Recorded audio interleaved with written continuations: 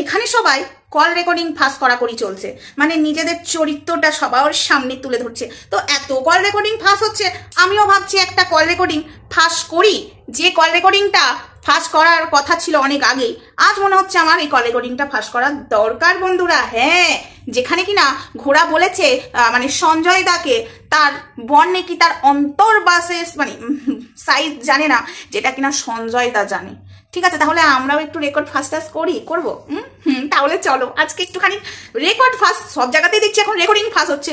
আমার কাছে এত সুন্দর একটা রেকর্ড থাকতে কেন ফাঁস করব না, তাই না? তাহলে আমিও ফাঁস করব রেকর্ডিং, যেখানে কিনা ঘোড়ামুখীর বর ভেরু নিজের বউয়ের অন্তর্বাসের সাইজ মানে অন্তর্বাস সাইজ জানে না, যেটা কিনা সঞ্জয় দা জানে। ও মাই গড। আচ্ছা, তার আগে বলি হাই ফ্রেন্ডস, সোমা ওয়ার্ল্ডে তোমাদেরকে অনেক অনেক স্বাগত আর অনেক অনেক ভালোবাসা। চলে এসেছি আবার আরেকটা ভিডিও নিয়ে তোমাদের সামনে।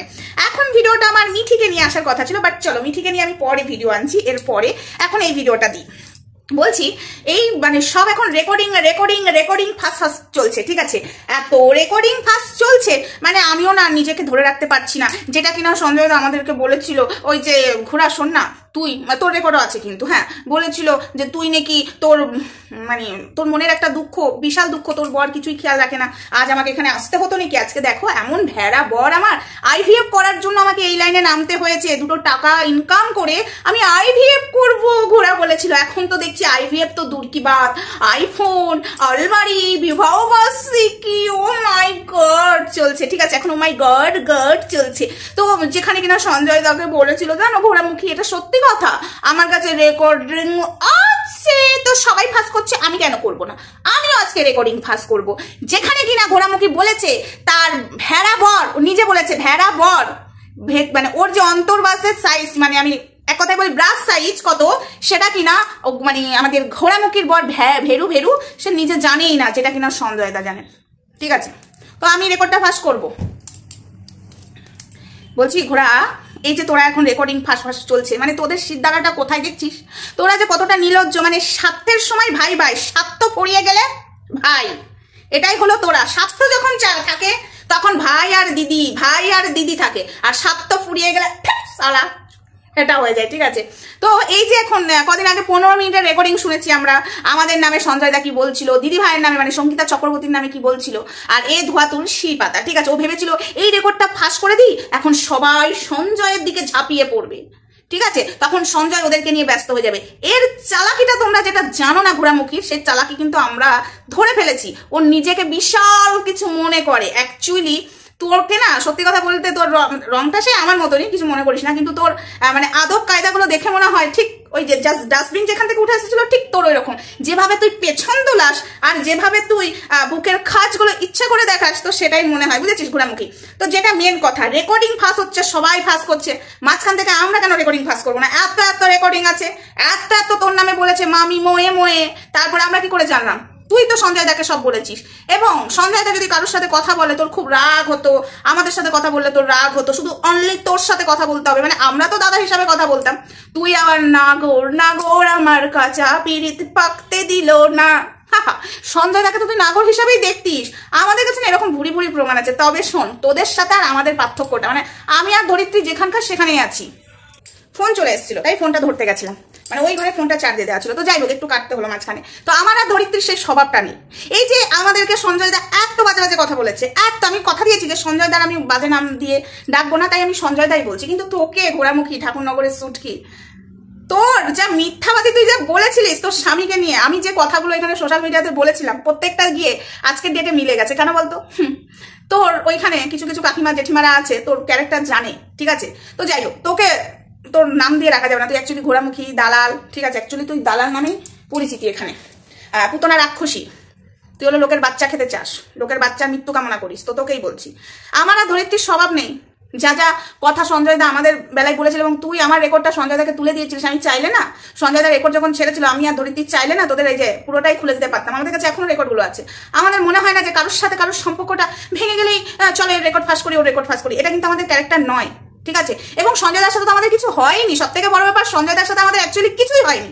সঞ্জয় দা নিজে থেকে গায়ে বেঁধে ঝগড়া করলো কিনা, জাস্ট ডাস্টবিনকে আমার লাইভে তুলেছি, পাঁচবাড়ির মেয়ের সংসার জোড়া লাগাবার জন্য এক হয়েছি। তোদেরকেও ডাকা হয়েছিল সঞ্জয়, মানে কারণ নাম ধরে পার্টিকুলার ডাকা হয়নি, সবাইকে এক হতে বলেছিল সঙ্গীতা দিদি ভাই, মানে আমাদের দিদি ভাই। তো তোরা হোসনি, সেখানে শত্রুপক্ষ থাকুক আর মিত্রপক্ষ থাকুক, আমরা সেটা দেখিনি। আমাদের মনে হয়েছিল একটা মেয়ের বিপদে আমাদের দাঁড়ানো উচিত, কারোর উপকারে কে শত্রুপক্ষ আছে কে মিত্রপক্ষ আছে সেসব দেখে আমি দাঁড়াবো না। এখন পাশের বাড়িতে কোনো অশান্তি লাগলো বা ঝামেলা লাগলো, বিশাল কিছু হলো, যে না ওই পাশের বাড়ি হয়তো আমার শত্রু, ওরা গেছে বলে আমি যাবো না তার বিপদে, এটা কিন্তু নয়।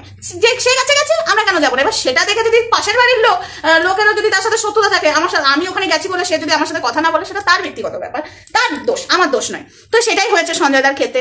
এই রেকর্ড ফার্স্ট চলছে না, এখন অনেক কিছুই সবারই বেরোচ্ছে, এটাই হলো তোমাদের চরিত্র, ঠিক আছে।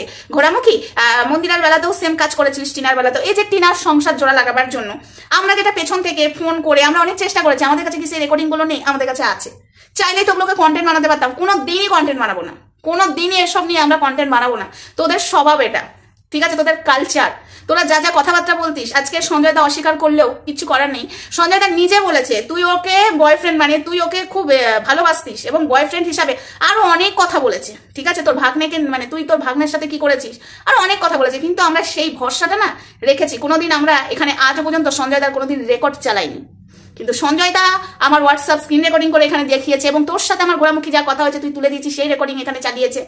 বাট আমাদের আর তোদের সঙ্গে পার্থক্য হলো এটাই, দেখ তোরা নিজেরাই চুলোচুলি করছিস। মানে সঞ্জয় দত্ত তুই পিও দিদি ছিলিস, ঠিক আছে, পিও দিদি।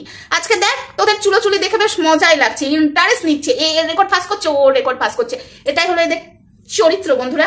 আর মাঝখান থেকে সমাধরি থেকে বলতে অনেকের মজা লাগে, বাট কিছু পরোয়া নেই, এগুলোকে জাস্ট পাত্তা দিই না। তো যাই হোক, ভিডিওটা পর্যন্ত এটুকুই থাক, কোনো রেকর্ডিং ফাঁস করছি না, আমাদের ওই চরিত্র নেই।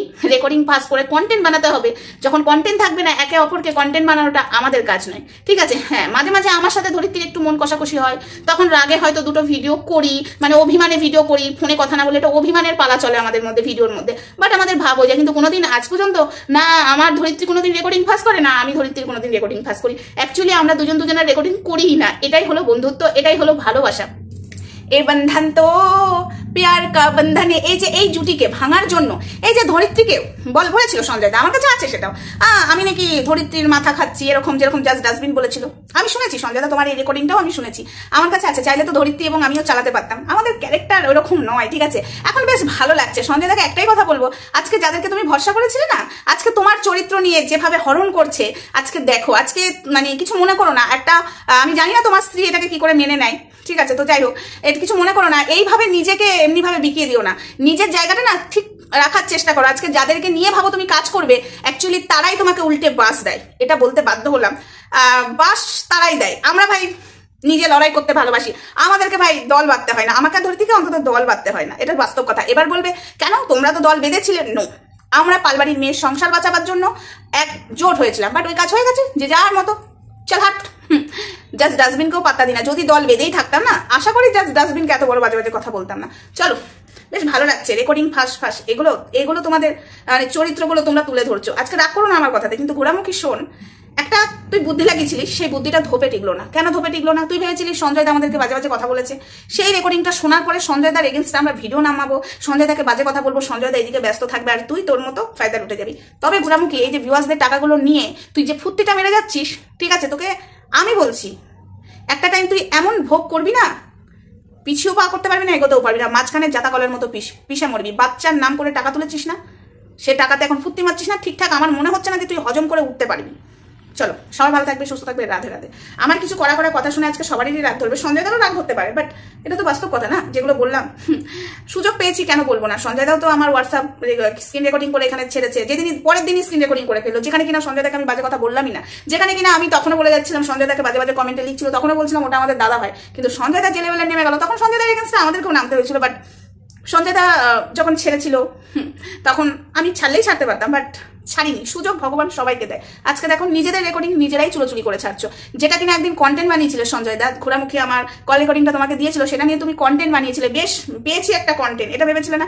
আজকে দেখো তার রেকর্ডিংও তোমাকে ছাড়তে হচ্ছে। আর ঘোরামুখী তুই আমার রেকর্ডিং দিয়েছিলিস না, আজকে দেখ যার হাতে তুলে দিয়েছিস তার রেকর্ডিংও তোকে ছাড়তে হচ্ছে। এটাই হলো তোদের, থাক, গায়ে লেগে যাবে, ঠিক আছে, বংশ পরিচয়ের নমুনা।